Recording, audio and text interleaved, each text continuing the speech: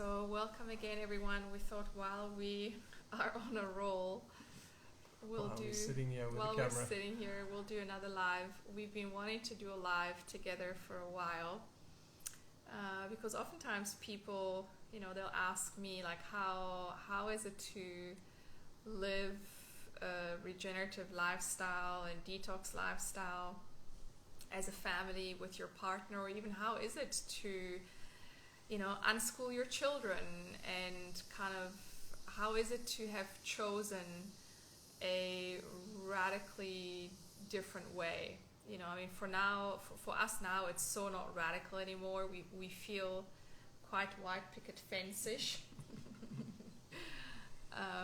But then every now and again we remember that, actually, Once upon a time, I was terrified of the word detox. yes, and once upon a time we were terrified to unschool our children, and Once upon a time, we thought being vegan was really a bit too extreme. yeah. So there's all these misconceptions or concepts around, like life, and what does it mean to choose the life that feels good and feels right to you, and that ultimately it's all about playing, actually. I think that is a good approach. Yeah. It's about playing. We're here to play. Let's not take it too serious, and like, we don't need to get it right from day one. It's a journey. Mm-hmm. It's a journey of awakening, and I always like to, think of like awakening is eternal. There's no end to this journey. We're on this path, but we'd have to start somewhere. We can't just continue with the same old, same old. We do actually have to intervene in our lives and make a choice to say, I'm now going to live a life of cellular regeneration. I'm going to regenerate my life. I am going to detox my body. I'm going to, step into a practice. Detox our relationships. Yeah, we're going to work on making things better. We're not just going to sit back and let life happen to us. We are going to take charge, and we're going to take charge of our life, but we're going to have fun. And if we stumble on the way and we fall back a little bit, it's okay. It's part of the journey, and in fact I would say, whenever we become too dogmatic about anything and too righteous, and we've been through that. I probably more than Gary,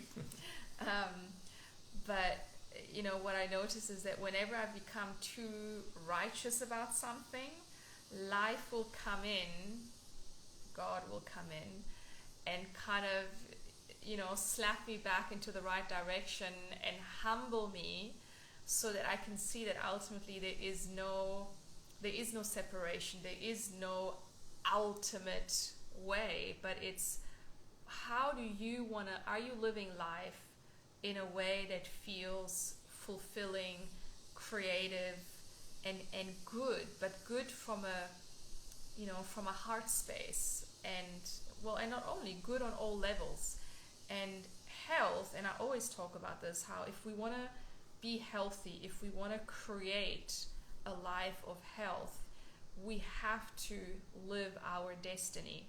And it's not about living our destiny once we're healed, because all of us, we play that game where we say, once this and this happens, then I'm going to be living my life the way that I want to be living it, in its fullest expression. We always have this then.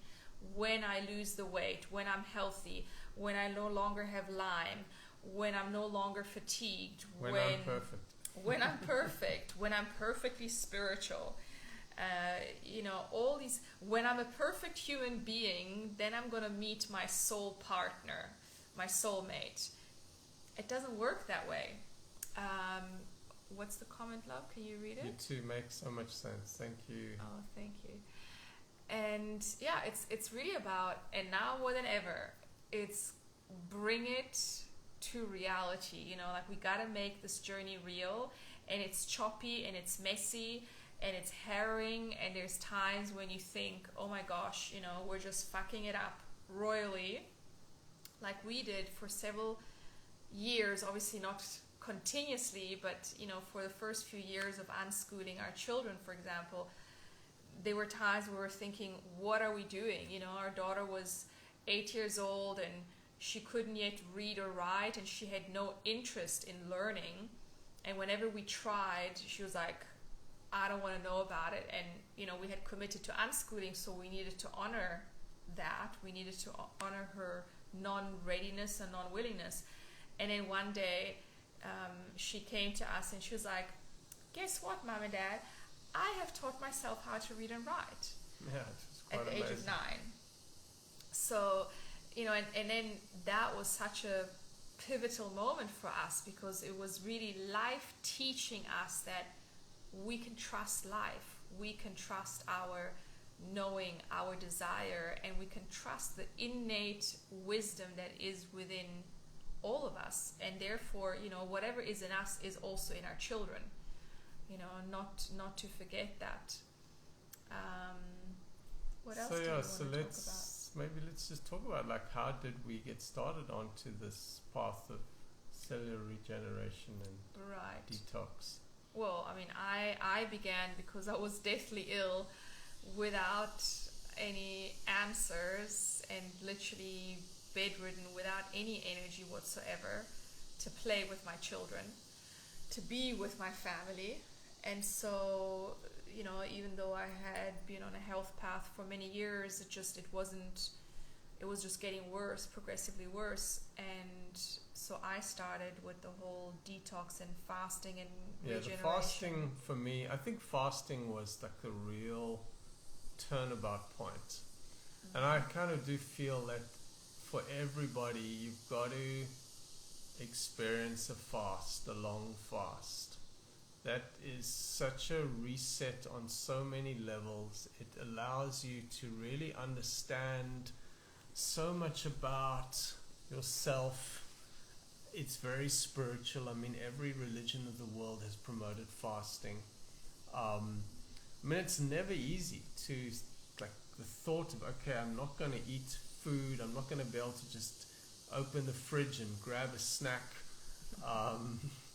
And I realized, like, so much of my day, and this is what fasting taught me, like, so much of my day was all around, okay, I will do some work after I have my cup of tea. I will do some work with this snack. That's how I'm going to do some work. And there's nothing wrong with that, but it's like, I just realized, like, so much of the way I did things and everything, and our whole society's that it's all revolves around meals, starting the day with breakfast and stimulation. And stimulation, starting your day with your cup of coffee. I mean, when I used to work in the corporate world, I mean, it was all about that cup of coffee and getting things done, and can't get started until we've had the third cup of coffee, or let's have a cup of coffee and then let's go and have our meeting and get moving forward. So there's this whole thing. And then when you start fasting, I mean, I haven't done a fast in a while now, but I'm doing a fast at the end of this month for 3 days. I'm going to do a darkness retreat with only coconut water.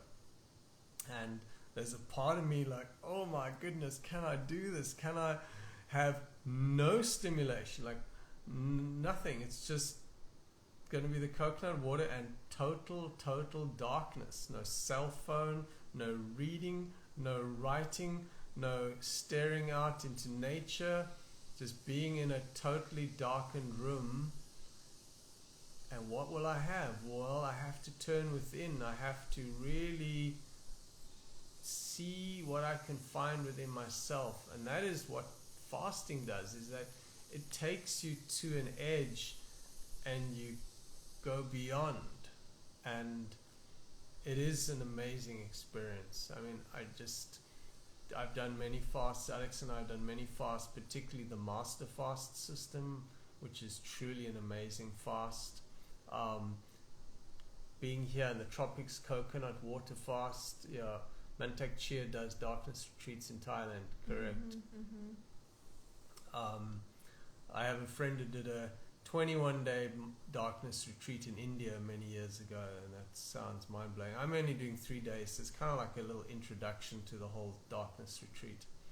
But yeah, it's... Well, and ultimately it's important to say that, it's with all these practices, whether we're talking fasting, plant medicines, and, all the other things that are out there, what really matters is what are you integrating? Because, we can play around with like, oh, I've done so and so many plant medicine journeys, and I've done so and so much fasting, and we can play into the role, we can play into the part, we can look perfectly on the outside, but all that matters, and that's been our greatest lesson over and over and over, it's what are you integrating? What is coming and what is becoming the fabric of your life, and how deeply are you living this and embodying it from the heart as your true nature, right? And we want to come to a point where there is no separation between your practice, your practices, and who you have become, who you are, who you express yourself to be, because that is health, that is freedom beyond the form. Why is Master Fast preferred? To me, it's not even preferred. I think it's such a powerful fast in all the components that it offers. Yeah, it just is. It is powerful. It's like there's this incredible range of herbal tinctures which provide support at all kinds of levels, glandular support, and nervous support, organ support. And there is something to the grape juice. Even though it's cooked, because a lot of people, and us initially too, we were like, oh, but it's not raw, it's cooked. But there is something to it. And, the cooked means that the enzymes aren't there to stimulate the digestion system. So when you if you do a normal juice fast, fresh juice fast, you still have all the enzymes in the fruit, and you're going to be stimulating the digestion system. So by drinking the cooked grape juice, the boxed grape juice of the Master Fast, the whole digestion system switches off, and you're feeding yourself with the sugar from the grape juice, which is what your mitochondria needs. That is how we produce energy, and that's why you actually have great energy on the Master Fast. Yeah, I was running 8-kilometer night races. I had lots of energy. I was working in the corporate world, doing my Master Fast. My colleagues started seeing my weight dropping as I was, and it was an amazing experience. And people come up to me and say, "What are you doing? How are you losing so much weight?" And just be drinking my grape juice and my fresh lemon squeezed in. I think even while you were traveling through Africa, the one time. Yeah, the one time, yeah. Yeah, you were traveling through Africa. So he was, working, traveling, and being in a full-time job, but it wasn't an issue. Yeah, so the Master Fast is an amazing system. We're feeling called to do water fast. We have a friend here in Bali who's just completed 21 days water fast. We still want to spend some time with him to really just hear his experience of Hi, David. Of a long 21-day water fast. Mm-hmm. So there's different fasts, each have their own. David's requesting to join the live video. I'll bring you on now, David. But it's always to come back to the fact of how much of this are you integrating, and to not be confined by what it looks like and sort of like the ego hooks, but how deeply is the process that you're involved, the detoxification, how deeply is it softening it? Is it softening you to yourself, and how deeply can you work with your karma so that you can step deeper into your destiny. Because what I've witnessed both for myself and in others is that it is so easy with all these tools, with plant medicines, with fasting, to get hooked into an ego trip where we almost use the fasting or the meditating, whatever we're doing, as a way not to feel. And so fasting, for 3 years, I was fasting. And look, did it get me out of bed? Did it get me healed to a point where, I can function very, very well and I don't have energy issues and all of that? Yes, it did. But there were also times where I could see that the process of fasting, I was using it not to feel, not to deal with the deeper issues, not to access my trauma, even though it also opens the door to that. So, all these tools, it depends how you use them. Another thing maybe to talk about is a little bit like how we live this cellular regenerative lifestyle as a family with our children. When they were young, it was a lot easier for them to eat healthy, but then they when they were little, so what we were doing, as I switched over, I switched them over too, and so they were pretty much, because they were home and they would be eating fruit all day long, pretty much, and it was just access, and they were super happy about that. Kids love fruit. And then only in the evening they would have a cooked meal of like vegetables and black beans or spelt pasta, things like that. But at the same time, I always made sure that if their body was telling them that they needed something, they had access to that. They could express and ask for that. And they did really, really well for years on that. And then only about 2 years ago, once we started traveling, 3 years ago, once we started traveling to the US, and they were exposed to more food, and they kind of slowly were becoming teenagers, they wanted to experience. And for me, it was particularly hard, but ultimately, I've let go a lot. And yes, every now and again they will have some animal products, but what's amazing to see is that they naturally fast pretty much until 11, 12, every single day, dry fast. If I say to them, do you want breakfast? Oh, no, I'm not hungry. So our kids don't actually eat breakfast. Yeah, no, they naturally don't. They fast until 11, 12. So I think that's like, because so often you see it like, parents, like with the kids, you got to eat your breakfast, and it's like, no, if we let our kids naturally, they will only come and look for food at like 11, 12 o'clock.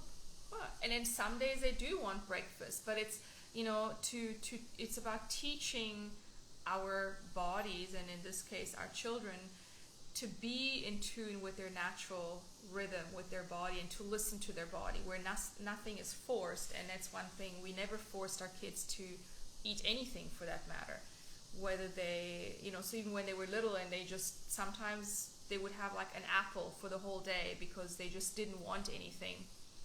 And instead of worrying and going, oh, but you really should eat something, we just let them, and we trusted their bodies. And the reality is that our kids, obviously we haven't jabbed them at birth, and I'm sure that was like a big contribution for their health, but they've never been sick. They've never been on medication.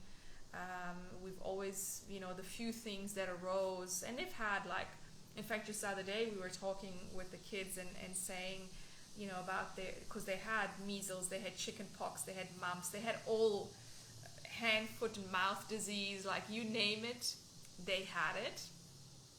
But it lasted like a day or two. I think the worst was when they had mumps, and they had it for like 4 days. But I just don't remember, even if it wasn't an event. It was just something like, oh yeah, this looks like this, and it was just integrated in their normal lives. There was no downtime. And so what does that tell us? It tells us that when our body is free, or at least mostly free of toxins, especially heavy metals and these toxins that are very difficult for our body to deal with, and when our nervous system is settled and not feeling constricted in any way, our body will just be in a natural flow where it's going to be able to deal with life. And the reality of life is that there are viruses, there are bacteria, but they're not the problem.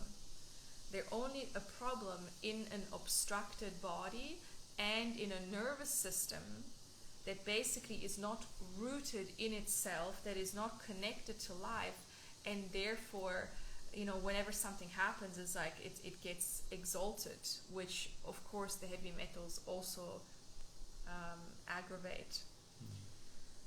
So yeah, that's kind of where we're at, and it's a continuous journey of learning. And I think as long as we remain students of life and connected to what feels good, what is the heart saying now, what is the body saying now, that the body knows how to heal, the soul knows how to evolve, but it can be so easy to get derailed when we start listening to all these outside supposed sources of knowledge and power, when really it's within us. Say a quick hi to David. Yes, David, if you're still there, let's bring you on.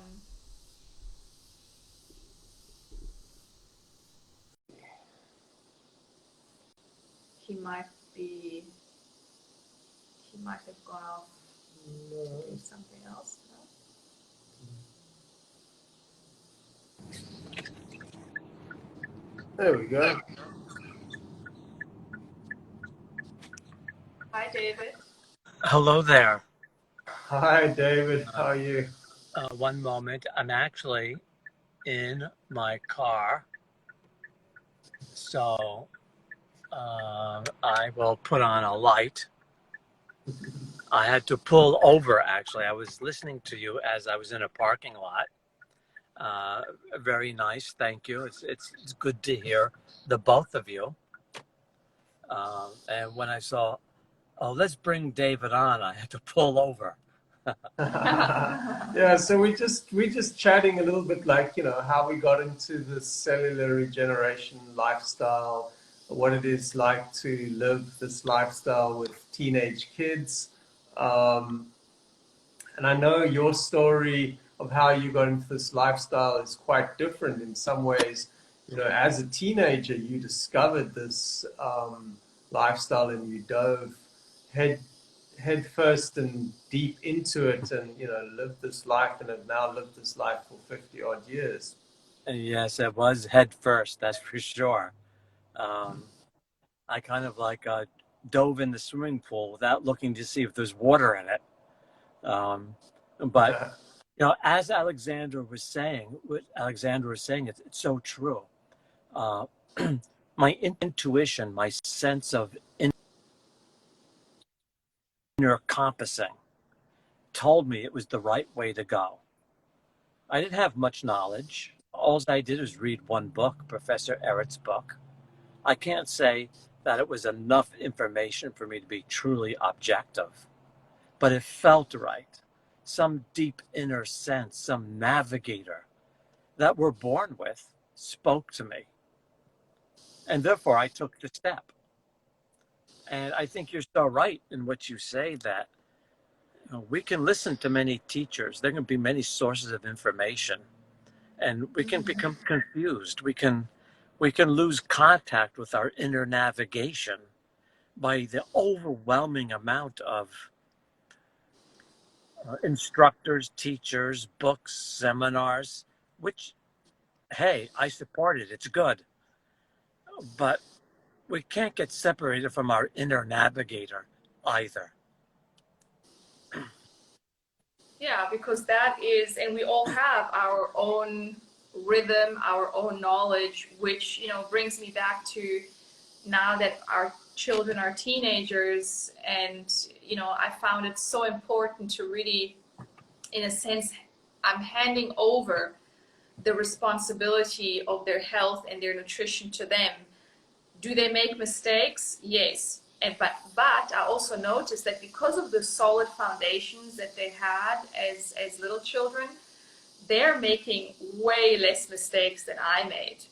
Because when I was their age, I was just eating emotionally everything in sight. And what I noticed is they don't really eat emotionally, which is amazing, It because is. I did so much of that, and I just noticed they don't eat emotionally. They don't have the need. Why? Because emotionally they've always been met, and they know that we're here for them to meet them. And so just to notice these little differences already, and their way of self-regulating, if they every now and again, not that even they really overindulge, but if they eat some animal products, several days in a row, we notice how they automatically pull back. And so actually, their need for animal product is very little overall. And that their diet is still predominant, fruit and vegetables and plant-based. And I'm just observing this and going, wow, there is their innate They intelligence. have even once or twice said they wanted to do a fast. Yes, yes. And every now and again they do. They have like a day where and when they feel sick, they know that they should get the charcoal and take some charcoal if they feel like their stomach's upset or if they've eaten, too many rich things. Mm-hmm. So, those are the kind of, I think, amazing things that they've learned. Yeah, there was a question here. What is the best way it says best way to reconnect with our inner navigation, ? So we know where to start, ? Right, it's a good question. I mean, I do find that, doing even just a short fast, just a 3-day fast is such a good way of, and it doesn't even have to be water or juice. You could say, I'm just going to have kitchery, for example, for 3 days, or I'm just going to have, fruit or salad. Like just by cleansing a little bit, we can bring ourselves back. But then ultimately, it's not a switch that goes on. It's something that we have to cultivate through practices, and that's where those on the Living Mucus Free website is a 3-day detox protocol that people can download for free. For those who don't know about that, that would be a good way to start. Yeah, David, what is your tip for, how do people come back to their inner knowing? Well, I think what you said is very important. You do some little bit of detox. You remove some of the primary, shall we say, distractors. A distractor can be defined as a people, place, things we're involved in, even our diet. They distract us from listening inside. Distractors rotate us to the outside, separating us from the voice from the inside. And how diet does that is because it's somewhat addictive. We can become compulsive with foods. And so then we become so engaged with the food where it's no longer enjoyable or it's no longer grace, but it's a chore, right? Especially if one has an eating problem, it simply becomes painful because we think, oh, I'm going to eat and now I'm going to overeat and I'm going to be 8 pounds later at the end of the month. With that, you're pulled into your worry, you're pulled into your anxiety, you're pulled away from your inner compass. Highways can be dangerous. I am pulled over, so I am safe. But that was like, wow. Good.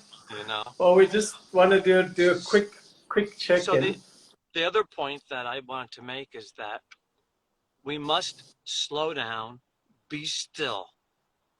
In solitude, we have to regain the ability to listen to the different voices inside of us. We must be able to filter and separate the voices which lead us away from our goal of being true, and access, attenuate, amplify the voices in us, the compass that we have a sense is moving us toward being an integrated, undivided, wholesome person. We can hear these two voices if we're still in silence, in solitude. We need to listen more carefully. That's what I think. Yeah, so important, because it's so easy to dive into the next book, the next course, the next ecstatic dance, whatever it is, the doing. Yeah, the distractions. So that's why I'm so looking forward to my 3-day fast in darkness, total darkness, no distraction. Wow. You know. How Yeah, I don't know interesting. if you. Yeah, I don't know if you were on when I spoke about that. So at the end of the month, on the 1st of October until the 4th of October, so I'm doing 3 nights darkness retreat with a just consuming coconut water. So, just doing a 3-day fast and 3 days in total silence, total darkness. And the only sound will be the sound of the sea, actually, because it's on a little island just next to Bali called Lembongan Island. It's a beautiful tropical little paradise island. And there's a couple who've converted one of their rooms on their property into this total darkness retreat. So they'll bring in the coconuts every day. I guess there'll be some protocol. Maybe I'll be in the bathroom and keep the darkness in the bathroom, and then they'll bring the coconuts in, and then I'll consume the coconuts in total darkness and just be in total darkness for 3 days, not knowing what the time of the day or night is. It's said that at about 3 days, the pineal gland will start naturally producing endogenous DMT, dimethyltryptamine. For those who don't know, it's a naturally produced psychedelic drug that our own bodies produce. It's an illegal drug outside the world. If you go and get it from a plant like ayahuasca, if you go and get DMT from a laboratory and smoke it, it's an illegal substance. But yet it's a substance that our bodies produce naturally in the pineal gland and also in the lungs. So it's said in the darkness retreats that it increases. So perhaps I might have some visions, some experiences. 3 days may not be enough, but I thought it's a good start. So I'm really looking forward to that, and I'll report back to this audience. Yeah, we'll interview you afterwards. But the point is, so often when I work with clients, at some point I always tell them, go and take, sometimes only a day is possible, ideally 3 days, where it's just you. And for mothers especially, it is so important, because we struggle to take time for ourselves and we tend to feel so guilty. But the reality is, especially as women, we are the creatresses. We are the ones that are here to bring creation into manifestation. And so, and we are the matriarchs, so if we aren't fully connected heart to source, what are we going to create on earth? And I say this candidly, but I really feel that a lot of women have become so disconnected from source and have become rooted too deeply in their masculine. And I was there for so many years, just operating out of my hard masculine. And it is the most destructive thing that we can do for our families and therefore for the planet itself, because then we are in the toxic masculine, what we call the toxic masculine out there. It's within us. And so connecting to yourself, giving yourself the time to just be in nature. Personally, I find what's most powerful is you know, to go to a place where you can be just naked, you, nature, nothing else, and to just allow nature to speak to you and through you. And after 3 days of that, there is no way you are not going to come back with new insights and rootedness in who you came here to be. What's the comment?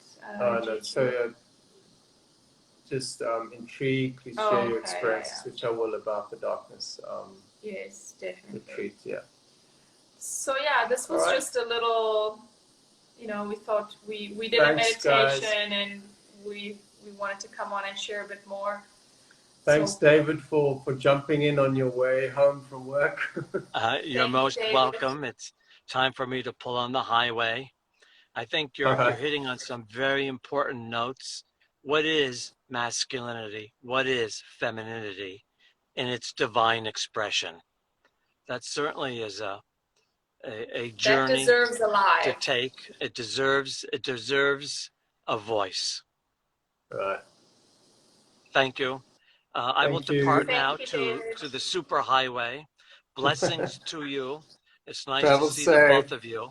And please take care. Blessings, David. Bye everyone. Thanks for joining.